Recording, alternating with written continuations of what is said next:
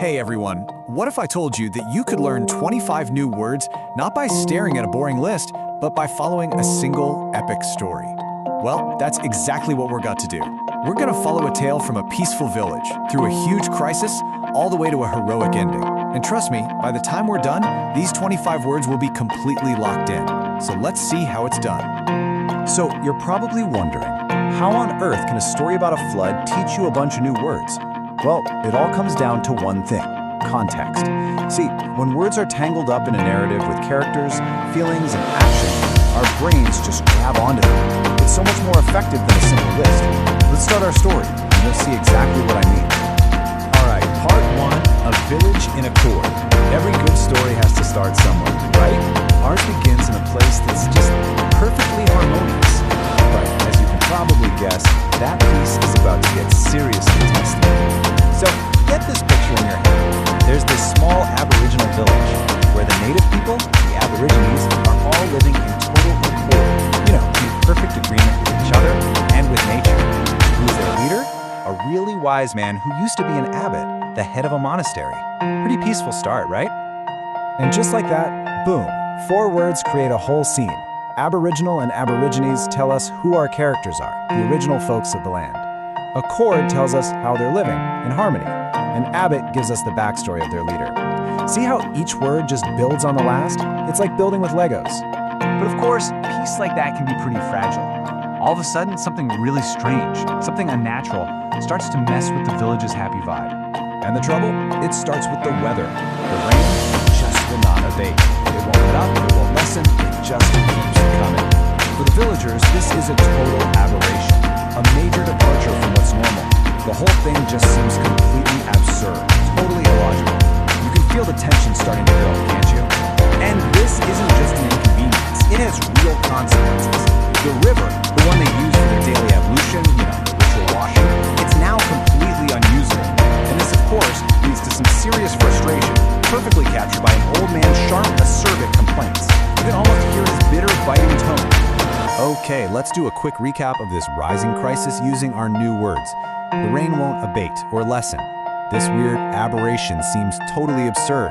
It's messing with their daily ablution, their washing, which, as you can imagine, leads to some pretty sharp, acerbic complaints. Each word is like another step up the dramatic ladder.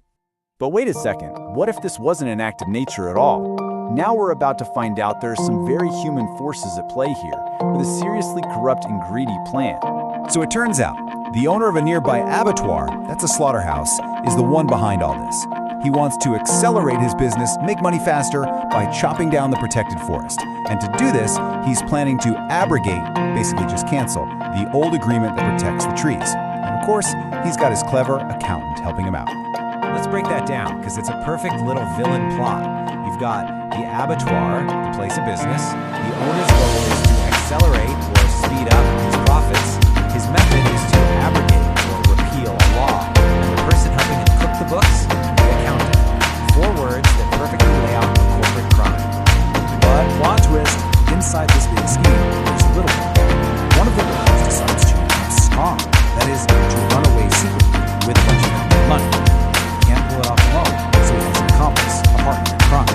After they get away, they're both hoping to find absolution, some kind of formal forgiveness for what they did. And this gives us a great little mini-drama. To abscond is to make that secret getaway.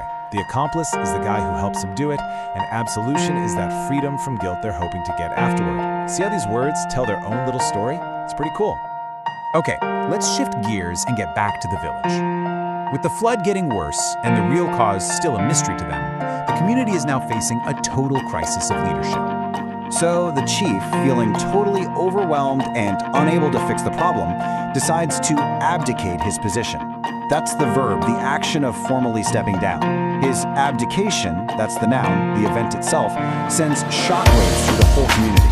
It's a great way to remember both forms of the word, right? The action and the thing.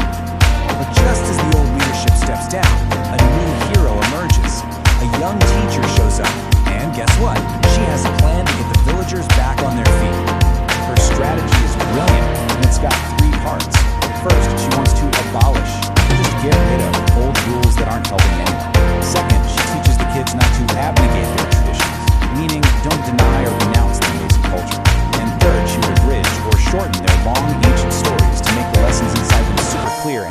learn.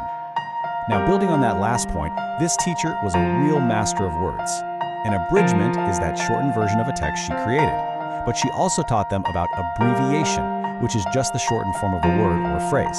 Two really similar ideas, right? But with a distinct difference, and both are about making things punchy and concise. So, the big moment, the climax of her plan, comes in this powerful speech. She gets everyone together in the village hall, and thanks to the hall's amazing acoustics, her passionate voice reaches every single person. She rallies them with this one simple, powerful message: we must protect our home. And that's all acoustics really means. It's the properties of a room or a space that decide how sound travels. In our story, the good acoustics are what made her inspiring words hit with maximum impact. It's what turned a speech into a movement. Inspired, united, the villagers are ready to take action. Our story is now reaching its triumphant and totally well-deserved conclusion. And the speech works. The villagers come together and successfully stop the businessman's destructive plan. For her incredible courage and leadership, the teacher receives a huge accolade from the entire community. And then, as if by magic, the rain that started this whole mess finally begins to abate. So, our very last new word is accolade. And it's exactly what it sounds like: an award, a special honor given to someone to acknowledge what they've done. In this case, it was the village's way of officially recognizing the teacher as their hero. What a perfect ending. And there you have it. We just went on a journey and learned 25 words, not by memorizing a boring list, but by living through a story. You've seen just how powerful context is. So the question I have for you is this: the next time you need to learn a new set of words, what story could you create to make them absolutely unforgettable?